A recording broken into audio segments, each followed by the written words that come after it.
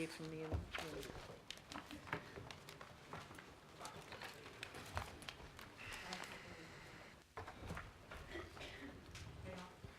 just got to find out. I thought we were doing Alistair's number 2. Item 10. Item 10. There's no item 10. Yes, there is. It's right there, item 10 on the addendum. Thank you. Item 10, which is in your addendum. And this is the Madam Chair. 2015-16 levies. Yes? Madam Chair, look, I'm concerned, and I want to express this concern that I have about the lateness of some of the reports coming to us. This was put in my mailbox last night. Oh, I haven't even got it. And I'm hearing councillors saying, no, I haven't got it yet. And it's a real concern that we're being asked to make decisions and we're getting information at the 11th hour and it is just not good enough. Unless you go to your box. Alistair? I seem to have been apologising for most of the last couple of days, so I'll start this committee meeting with an apology for the lateness of the report. We are driven by statutory timeframes in regard to this, and we were waiting on some information, and it was my fault that it was late, and I do apologise for that. The report should have been circulated earlier this week. Madam Chair, I received mine yesterday morning, so my CSA put it on my desk. You mean the addendum? Yep, on my desk yesterday morning. I was here at council. I understand the report was circulated electronically. Electronically, a few Monday. days ago. If you've got time to print it out, if Yeah. you're not on a meeting Okay. Thank you. today. Right, we will proceed with the item and note your very much. concerns, councillor Quacks and 2. Cooper. Okay. Given the lateness of the item, I will give a bit more of a detailed introduction as to where we're at. This report concerns 3 statutory funding processes that we have running at the moment, all of which are at slightly different stages. The basic processes for each of the organisations involved is very similar. The entities will produce a draft annual plan for the 15-16 financial year. That plan will be put out for public consultation. The entity involved will consider that public feedback and then produce a final draft annual plan which is submitted to Auckland Council for consideration. In regard to the Auckland Regional Amenities Funding Board, that submission was considered and approved at the Finance and Strategy Committee last month. With regard to the War Memorial Museum and MOTAT, Regional Facilities Auckland is Council's agent in that process and makes submission on your behalf, and that has been done. So following the public submission process, each of the entities involved, the Funding Board, the War Memorial Museum and MOTAT have finalised an annual plan, although they're all at slightly different stages. So just running through them, the MOTAT annual plan, they are proposing a total levy of $12.287 million from Auckland Council. This is a 2.5% or $300,000 increase from the current financial year. RFA is our agent in this process, and they have written a letter recommending that levy should be agreed to and is appropriate in all of the circumstances, and that letter is attached to the report. So one of the recommendations of the report in front of you is to seek approval for that levy for the 15-16 year. The Auckland War Memorial Museum, there's been a series of ongoing discussions with the museum in regard to their levy for 15-16. The draft annual plan that was published and we've received feedback on proposes a total levy of $28.971 million, which is a 3.5% increase or $980,000 increase from the current financial year. The discussions with the War Memorial Museum have centred around providing a bit more certainty in the medium term for the museum. They're in the process of developing a master plan for the museum, together with their 10-year operational plan. And it's felt between staff at council and RFA and in discussions with the War Memorial Museum, if we could get greater alignment and certainty around the planning of spend at the museum and give the museum greater certainty, they would be in a better position to plan over a longer time frame rather than just having an annual process to determine their funding. So rather than trying to get everything into year one of the plan, if you like, we'll be better able to phase the spend with a bit more certainty. So those are the natures of the discussions that we've been having with the War Memorial Museum. We have not finalised those discussions yet.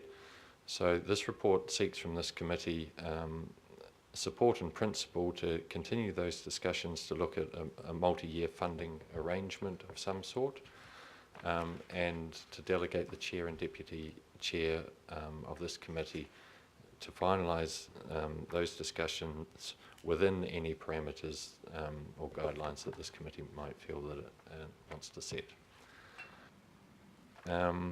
And finally, on the Regional Amenities Funding Board, the Funding Board has agreed their final annual plan, but they only did so on Tuesday, so it was not available in time to come to this committee. I think copies of that have been circulated. It's not the full funding plan. In an attempt to save half a forest, I only printed out the sort of relevant versions for you, but that will be going to the governing body next week for final approval.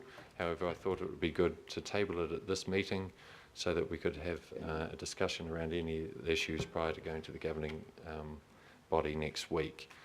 In summary, the Regional Amenities Funding Board plan is largely unchanged from the copy that you saw in February when you agreed the council submission. The only change is that Stardome Planetarium and Observatory made a submission to the funding board seeking an additional $40,000 for their technology support.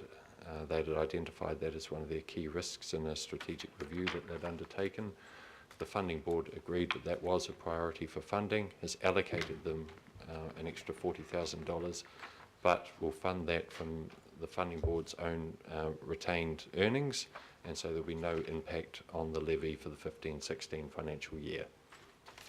So again, apologies for the lateness of the report, but I'm happy to take any questions. I'm happy to move it, Madam Chair.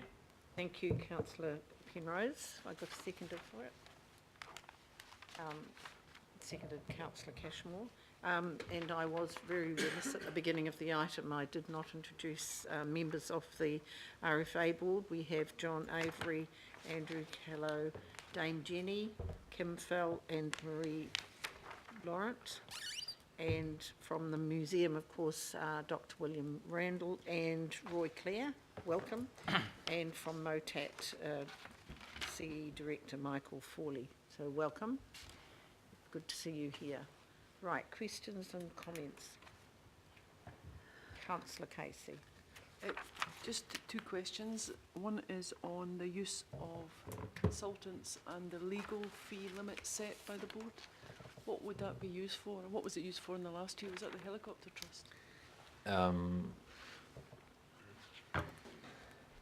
There were some legal costs incurred with the helicopter trust. The funding board carries a general administration budget.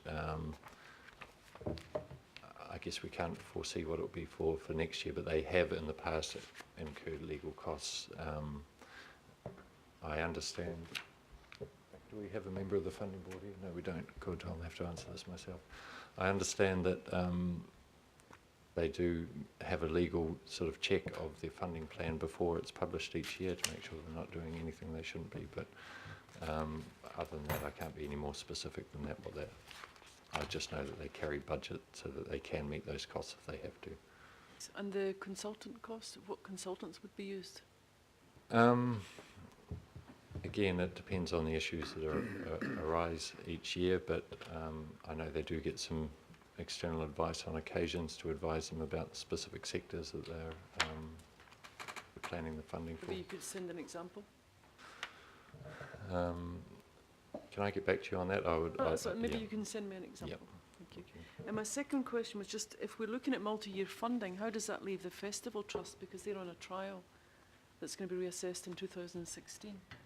Just to be clear, the multi-year funding discussion is solely in regards to the Auckland War Memorial Museum Just that. at this Thank stage. you. Thank you. Councillor Brewer. Oh, thank you, Madam Chair. I certainly think this is heading in the right direction and reflects the ARAFA funding envelope and those increases when you take out the big bumps. As we discussed a couple of weeks ago, it's kind of overall most of those amenities are getting somewhere between 2-3% increases. MOTAT is now 2.5% this coming financial year, and obviously where discussions are ongoing with the War Memorial Museum, already of their levy increase has come down in their own minds from 4.2% to 3.5%. I just want to make the observation that going forward, that it's really important that our amenities consider what our overall rates revenue increases and try and reflect that as much as possible.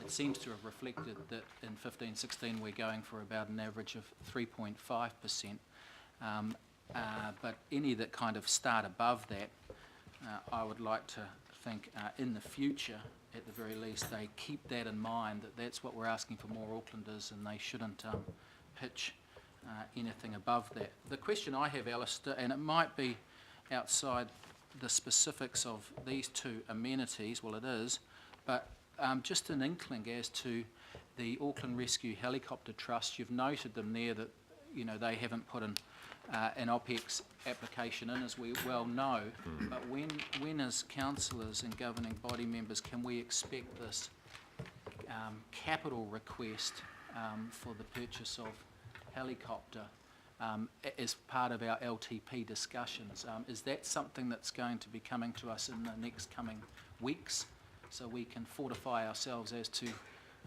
some of the consequences that will come out of a CapEx request arguably at the last minute and outside the LTP discussions? Can I maybe answer that? Thank you, Councillor Brewer. We had the Helicopter Trust in last Friday when we had our regional submission. So good. they gave a submission. On Monday, putting a submission. That will come in as part of the LTP budget discussions when I think we start. They talk numbers? They said they'd come in on Monday, no. Yeah, so they came in on Monday. Friday. Oh, The last Friday when we They had said our- they'd put a submission on this Monday, Yeah, Madam Chair, on the last day. they came to see us when we were doing the regional Didn't have stakeholder anything. groups They and weren't their talking submission. dollar signs, no. They did have talk submission. dollar signs, What's that? and we will hear that back from them, so Okay. thank you. Thank you. Councillor Walker.